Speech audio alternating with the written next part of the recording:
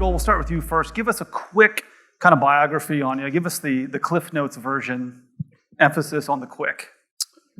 I worked for the Mass General Brigham system, the big Harvard hospital system, as an employed family physician for about the first 10 to 12 years of my career, and then had enough and said, see you later, and opened up the first independent direct primary care practice in the People's Republic of Massachusetts. Dr. Cameron, you yourself are a direct care physician. Recently started your own practice. You also head up Hint Connect, which is a technology network linking independent direct care practices together to handle large employers across the nation. Yeah. Well, very similarly, I was in fee-for-service for 10 years. 10 years too long. And then I joined up, I was hired by DaVita, and they wanted to do direct primary care for their employees in their headquarters. And so I built near site clinics for them for 10 years. At that time, they got bought out by venture capital. I left and joined up with Hint Connect so that we can build a national direct primary care network so that large employers can be able to contract more easily with direct primary care. And then I started up my own shingle in Littleton, Colorado. So it's called Pure Family Medicine. Dr. Cail, with Primary Health Partners, more of a multi-site. You guys have a lot of locations. You had a great thing going. You're like, let's keep doing this. Let's pop up more locations. I think one of the criticisms that people have of direct primary care is that we have such small panels. How are we going to handle the burden of the aging population and get them good primary care? And so the focus of the two doctors that started the organization I work for, Cail and Robert Lockwood, they really have focused on growing, and it's catching fire, and just being able to scale this so that we can make DPC available to everybody is so important. Dr. Gold, I'm going to start questions with you. The first question is, why? Why did you decide to leave Mass General, everything behind, and go into a relatively new model back then called direct primary care? Yeah, I'll keep it really quick. Well, you can. No, I wanted to practice medicine. I wanted to be a doctor. I wanted to go take care of people as individuals and do what I trained to do, and not stand at a computer entering codes and useless data for 15 hours a day, seeing 20 people in 8-minute increments. It's futile. It's useless.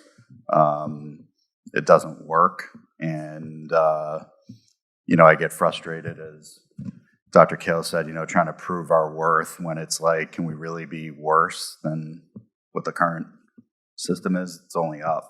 So I just want to do my job and take care of people, and never realized that I'd be running my own business. And, I surrounded myself with people that supported me and helped me and, educate me, because one of the biggest issues with medical training I have is we don't learn how to do basic things like run a business.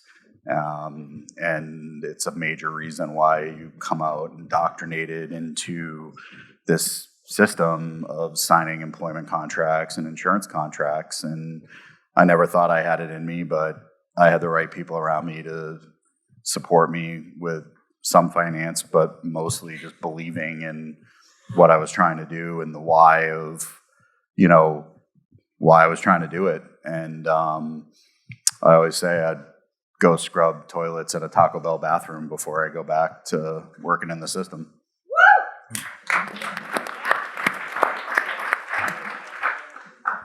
So the motivation is there, the why is there, why I want to do this, why physicians are exiting the system, going into this. Dr. Cameron, is this model actually effective? Does direct primary care work?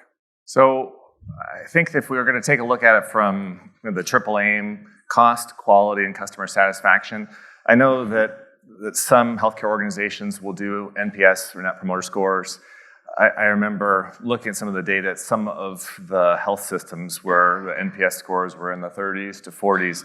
If you look at direct primary care, you're routinely above 70%, that's up with USAAs, with really outstanding organizations.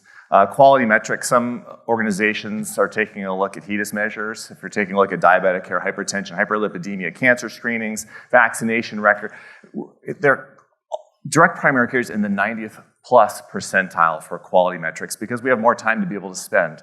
Now, there's more and more data with cost savings, and I'm really glad that that Adam, you're talking about the cost savings with direct primary care, because for 10, 15 years, we were trying to explain that we believed that we were helping organizations save money.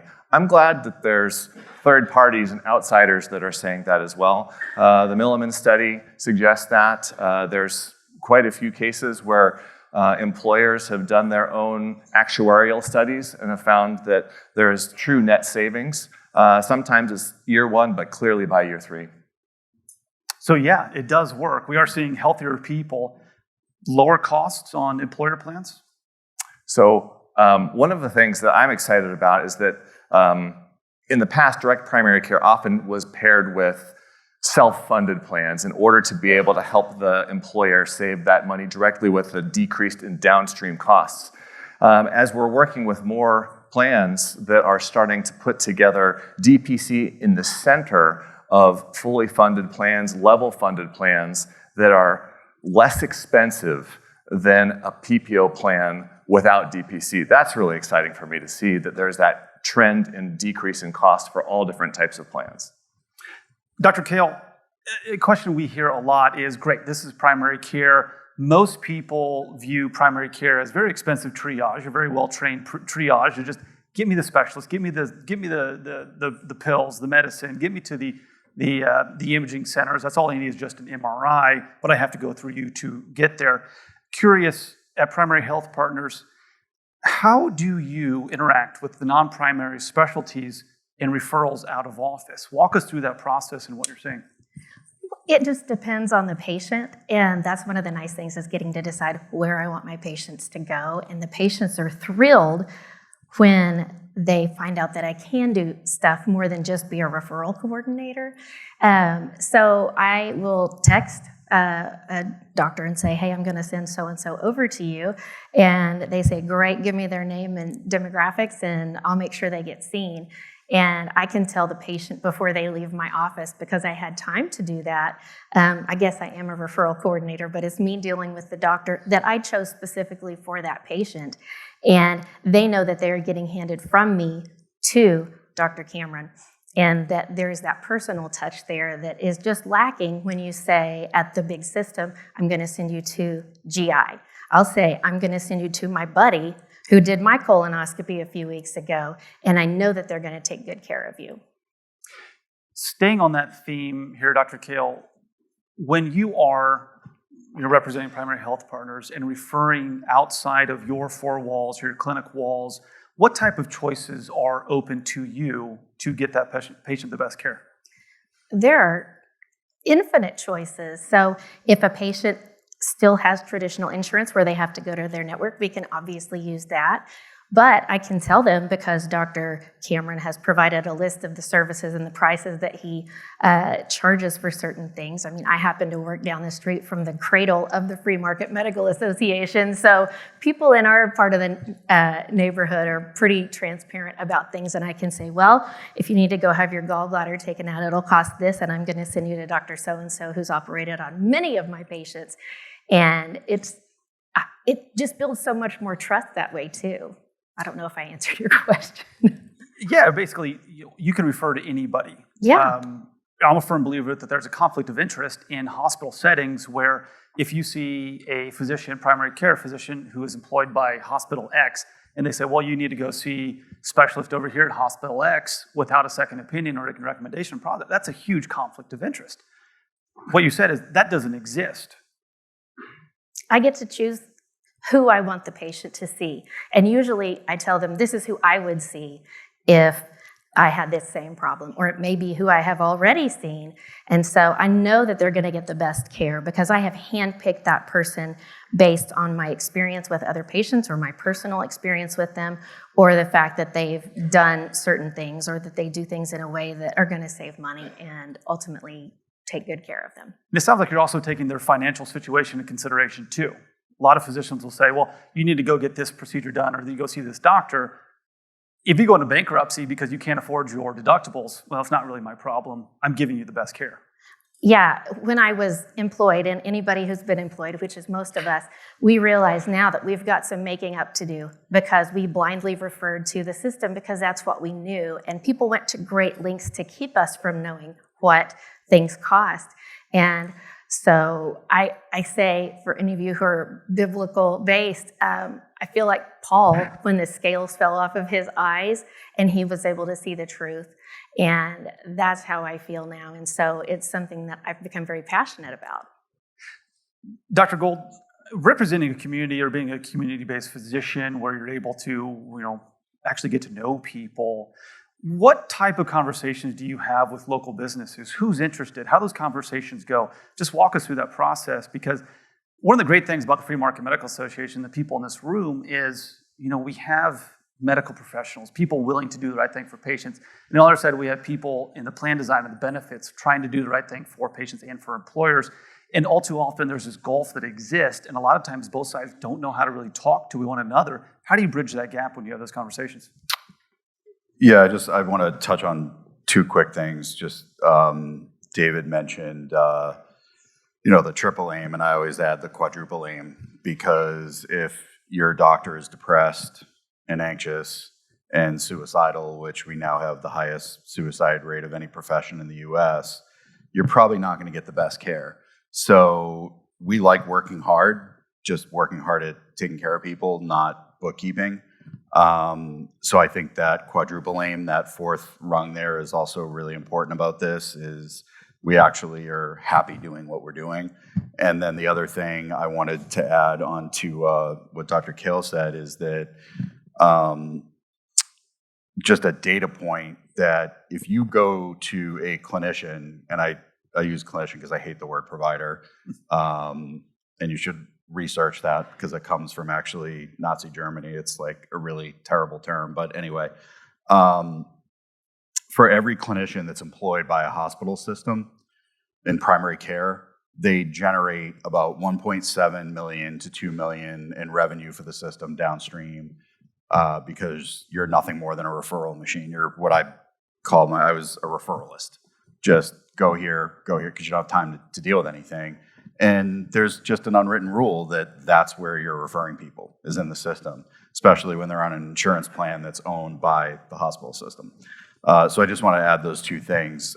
As far as in the community, and I practice in the community that I grew up and was raised and live in now, the few small business clients we have are really people that I knew. One of them was my veterinarian, and it has been for years, and was like, well, I'm signing up my employees with you. And I was like, well, Jeff, you're on an HMO Blue plan. It's not really going to work. I can't refer anybody.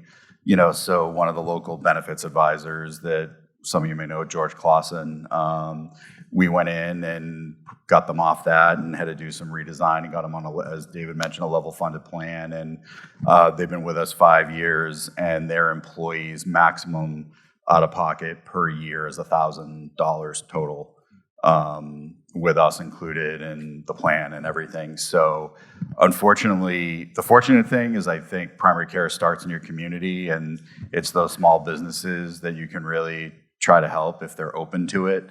I think the problem that we run into is everybody in this room, we've been in silos where you have people writing plans, and then you have the TPAs, and no one's talking to the clinicians like us, or just seeing people. And I think it's time that we all collaborate and work together. It's like we don't write laws without lawyers, but yeah, we're writing health plans without doctors and nurses. It makes no sense. So I think that it's really hard for us to sell. We're not benefits advisors. We probably know more about health insurance than your average primary care doctor, but it's still not our area of expertise. And I think that if we start getting out of our silos and collaborate more with products like HintConnect that can take independent docs like us all over the country, and we can still practice independently, and the company can just say, here's the one check, a month to for all our employees that use DPC across the country, provided it's done cleanly. Everybody's operating in their track, doing what they're best at, communicating with each other when necessary, and the patient and the doctor are at the hub. And it's really, I think magic can happen in a lot of ways. Can I add one thing to that too? I think one of the challenges we've had is that coverage is challenging. With individual docs have a certain geography, and then a network, you have a certain geography. But what happens when you get an employer that's across 12 states? It's been a big challenge for employers to be able to tie into that. And so what our hope is we get to a point where we can go to large employers that none of us can be able to target and to be able to attract on our own. But together, we can have a combined force to be able to cover that geography. And the other thing is that direct primary care, the services are somewhat different from DPC to DPC. Prices are different, and so it's difficult to contract with multiple DPCs. And so one of the visions with Hint Connect is we can have a single point of contracting to make it easier for employers so that we can all be on the same healthcare plan offering for that employer. And still allow choice. Yeah. And I want to expand on that a little bit, because all too often, we will talk to brokers or advisors and they say, well, my plan previously only accounts for like $15, $20 a month for primary care. And now you're asking me to pay $60, $70, $80, $100, $120 a month. I can't go back to my client and say, hey, this is going to be a good trade. How do you have those conversations, Dr. Cameron, where you're saying, okay, I understand that you've underinvested in primary care in the past. Don't keep making that same mistake. Here's where we're going to emphasize the ability of primary care to keep people out of ER, keep people healthy, keep people out of urgent care. Because I am sick and tired of the refrain that, well, every other industrial nation in the world spends less than we do and has better outcomes. So I'm thinking, well, there's nobody that we'd rather have opening us up and doing operations or seeing a doctor other than US and US trained physicians. We're not going to go overseas to do that, right? The problem is paying for it. And I do agree with some European nations on this one that we don't emphasize primary care.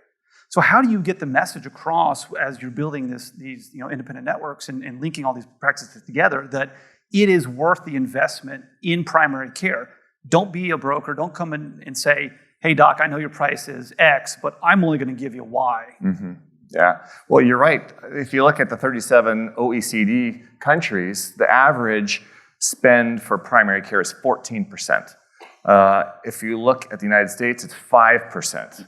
And so you kind of go, well, I don't think the issue is do we need to spend more, or why should we spend more? I think the reason that we need to have this conversation, why do we spend so little right now? And then if you look at prevention for primary care, most of the studies will show $1 for prevention will save you $13 downstream. That's what the studies are showing. So my sense is I think it's a pretty easy, from a conceptual standpoint, to understand that we need to invest more in primary care. And I think the studies are starting to show more and more that if you invest in the right type of primary care, the primary care that steers towards the ambulatory surgical centers, towards the independent radiology centers, towards the independent urgent cares that are partnering with the employers and the plans, and so that we know the plan inside and out, and so we can help our patients get the care in an effective, efficient manner to decrease the downstream costs. But the other thing is that oftentimes patients that have a hard time going to or finding primary care resources, they end up going to 5 specialists. They might have their dermatologist, their pulmonologist, their GI doctor, their cardiologist, when in fact all of those could be handled by a 160-minute visit with Dr. Cail. And then those 5 doctors are going to do each of their independent studies. They might put them on different medications that end up interacting. There might be duplications. There's just lots of inefficiency with that fragmented care. So if you make it in a coordinated fashion, primary care can be very, very efficient and save that money downstream. Dr. Cail, obviously we're saying that this model leads to healthier people, it leads to lower costs downstream. What role do you and your partners play in educating a patient? We've heard that it's up to companies to sit down and teach people how to use their plans. But when someone walks in your office who is completely unaware that this type of relationship really exists with a trusted healthcare professional, what role do you have in educating that person into saying, this is what this is how you use it, and this is why you and I need to have a dialogue and a relationship? Well, it's a 60-minute appointment, and each clinician, which I like, we have an hour with every one of our new patients, and we sit down and say, this is what we do, and this is how we're going to deliver good care to you. I want to keep you out of urgent care, and I want to keep you out of the emergency room. So please contact me. Patients don't even know how to process that because in the traditional system, there are so many layers of insulation between patient and doctor that they don't think that it's real, and they can't even get their mind around it. And so I say, if you've been taking care of little Johnny who has strep throat and you wake up Saturday morning, because it's always Saturday morning, with fever and a sore throat, please just call me or text me, really is what they do. Or if you feel like you really need to prove it to me, snap a picture of your throat and text it to me. Let me take care of you. And so then once you build on that relationship, you can say, if you've been seeing Dr. So-and-so for your PAP, I can do that. And they're just bumfuzzled when they find out that I, a family doctor, can take care of their PAP or their blood pressure or diabetes that they've been maybe seeing somebody else for. And once they trust you and you have the relationship built, this is relationship-based medicine, and I get to be their social worker and their referral coordinator. I probably don't need to make a referral, but I'm able to do that, and it's just educating the patient when they're in front of you. I think we're going to have to add bumfuzzled to the official Yeah, conference glossary there. That was I've never heard of that. It's not what we'd say in Boston, but a little bit different on the East Coast there. So, Dr. Cail, real quick follow-up there. So, you're educating patients in your exam room, even that initial patient appointment. What kind of feedback do you get from the employers that you work with, or even the health plan administrators who say, "Wow, this is really, really great. I never knew that we could even have this. I'm glad we took a chance and went into it." Because you guys, with the multi-site clinic, you do have advantages that other independent physicians might not have. We do, and just to kind of piggyback on what you guys were talking about, Dr. Rickner has traveled all over the place for our largest employer, where we have 2,531 lives that obviously I cannot carry by myself and he cannot. He's built a network all over the place of different affiliates who aren't necessarily primary health partners, but they are like-minded, and he has gone out and curated the practices that align with our beliefs and our aims, and has built that affiliate network. So you should talk to him, not me, about that, because he's built it. But what was the question? How is your reaction amongst the corporate clients when they realize that this is real, that they're starting to see results, not just 3 years down the road, like conventional wisdom is, well, primary care needs to take time to get people healthy, but you're making impact right away in the happiness of people, and they're thrilled. And the first year with our largest employer group, we lowered emergency room visits by 67%. And urgent care visits by 66%. It may be swapped, but it's 1% either way. And just by taking good care of our patients and intervening early rather than waiting until it's catastrophic, already in 1 year have saved that much. So we can take that from that employer group and say, here, other employer groups, and they're happy to talk about it because they want to spread the word too, because it really is changing things. I'm going to do kind of a rapid fire, a couple questions here, go down the line. Dr. Gold, what is the biggest obstacle that any type of plan administrator, benefits consultant, what's the biggest obstacle they face in incorporating direct primary care into plans for their clients? I posted an article I wrote on the app about 4 years ago. To me, it's all psychology. It has nothing. They'll use money as an excuse, or I don't want to spend this, or whatever. Everybody wants change. The question is, do they want to go through the path to change? And I even found it in myself. Like, how long are you going to bitch, Jeff, about your job and everything you hate, or are you going to actually do something about it? So I really think it's the psychology of, and I framed it kind of in the addiction model. I think people are addicted to the health insurance system. and they've been brainwashed into thinking that this is how you do things. And, to employer groups, I just simply say, how do you want your employees taken care of? Do you want them with a doctor who may be a great doc and clinically great, but is practicing insurance and working for the hospital or the insurance company? Or do you want your employees having a doctor that's working for them? And I'll take care of any CEO for free for a year and let them see it. The problem is you're trying to sell something that's a concept, and what they know is not good. So we're going to spend more money for that.